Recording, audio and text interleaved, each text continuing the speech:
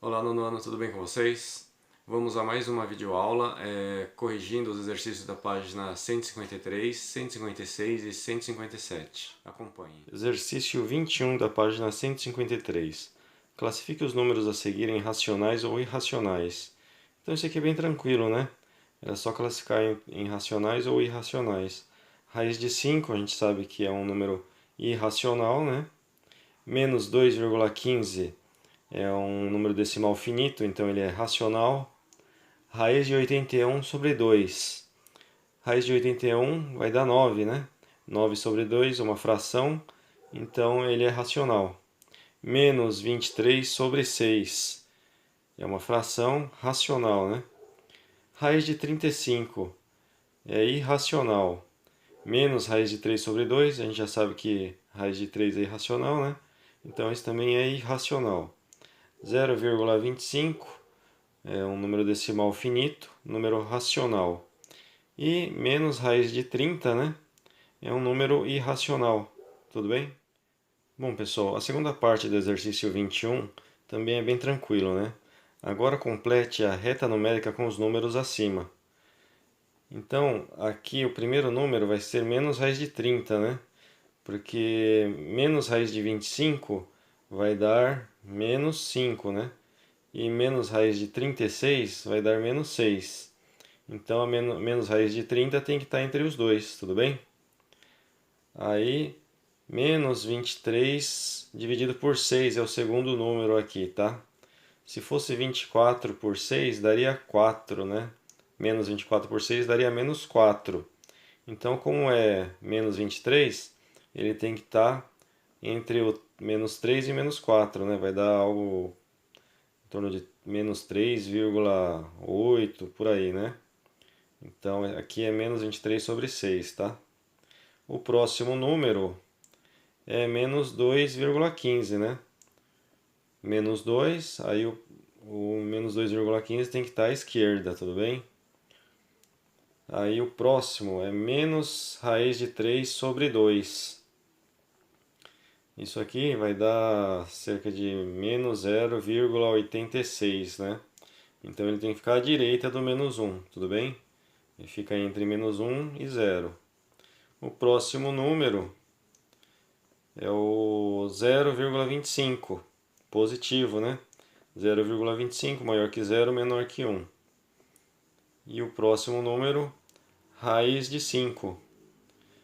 Raiz de 5 deve dar 2 e alguma coisa. Então ele é maior que 2, tudo bem? E aí o próximo número, raiz de 81 sobre 2. Raiz de 81 é 9. 9 sobre 2, 4,5. E o último número, raiz de 35, tá? Tá bem próximo do 6 aqui. Se fosse raiz de 36, ele ia cair em cima do 6. Como é raiz de 35, ele é um pouco menor que 6, né? Tudo bem? Exercício 22. Com uma régua e um barbante, Rafael mediu o comprimento da circunferência e o raio aproximados de alguns objetos. Observe suas notações. Então, primeiro aqui, roda de bicicleta. Ele mediu o comprimento de 89,18 centímetros e o raio deu 14,2 centímetros, né? Então o comprimento é a circunferência, né?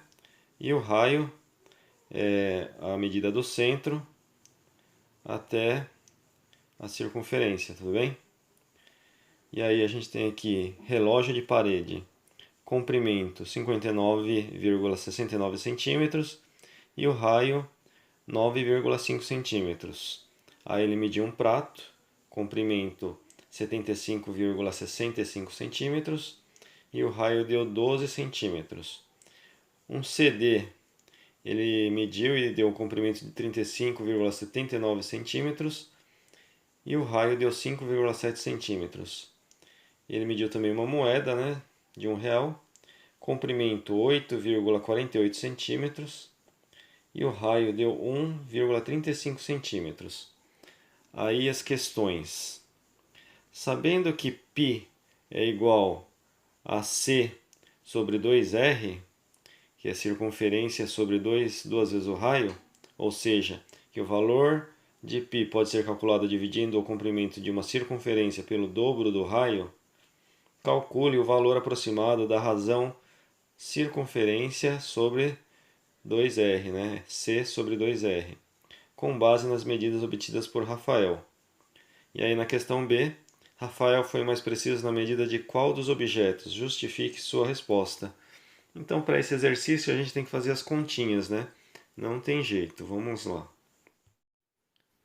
Bom, pessoal, então o que a gente tinha que fazer eram os cálculos, né, para poder responder a questão A.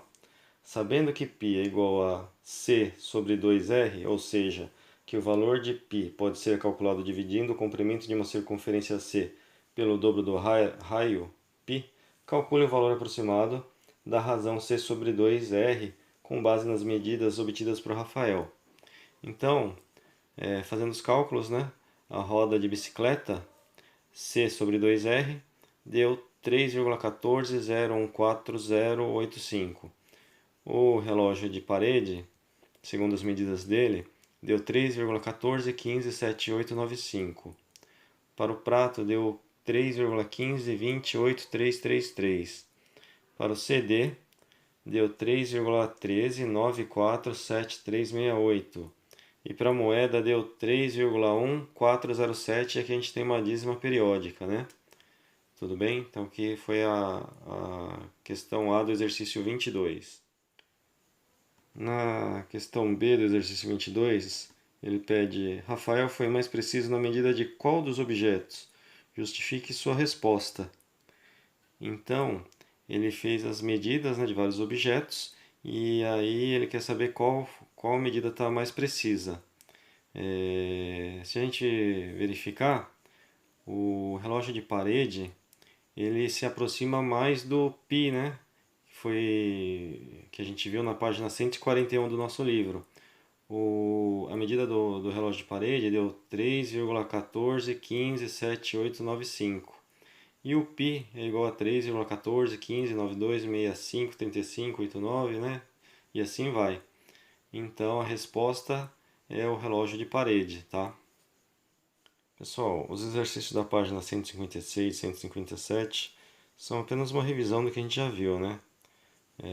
Vamos lá. Neste capítulo estudamos conjuntos, seus elementos e suas relações. Também conhecemos os conjuntos dos números naturais, inteiros, racionais, irracionais e reais, e as relações entre eles. Para lembrar, vamos completar o que falta nas informações a seguir. Quando agrupamos elementos com base em algum critério, estamos formando conjuntos. Podemos representar os conjuntos na forma escrita, em que os seus elementos são colocados entre chaves, e pelo diagrama de Venn, né? A. Conjunto dos números naturais múltiplos de 2 é menores do que 20. Então, quem são os múltiplos de 2 menores do que 20? 0, 2, 4, 6, 8, 10, 12, 14, 16 e 18, né? Tudo bem?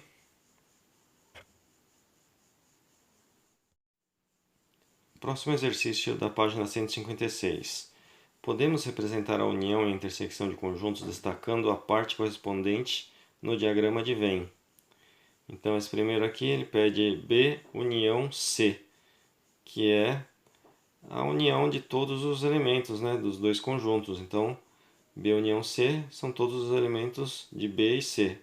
Tá ok? 0, 3, 4, 6, 8, 9, 12, 15 e 16.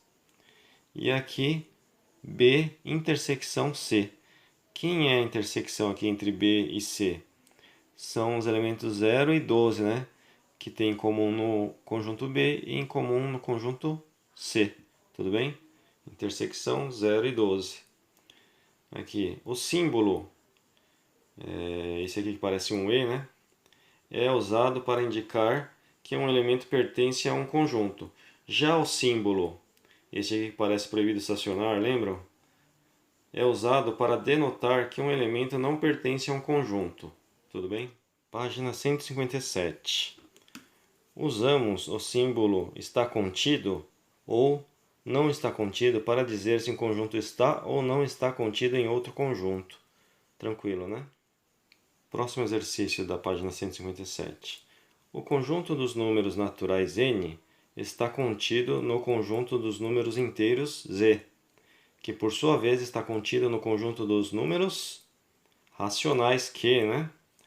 Ao reunir o conjunto dos números racionais ao conjunto dos números irracionais i, obtemos o conjunto dos números reais r. Chamamos reta real a reta numérica que representa todos os números reais. Tudo bem? Bom, pessoal, essa foi a nossa videoaula de hoje. Obrigado e até a próxima.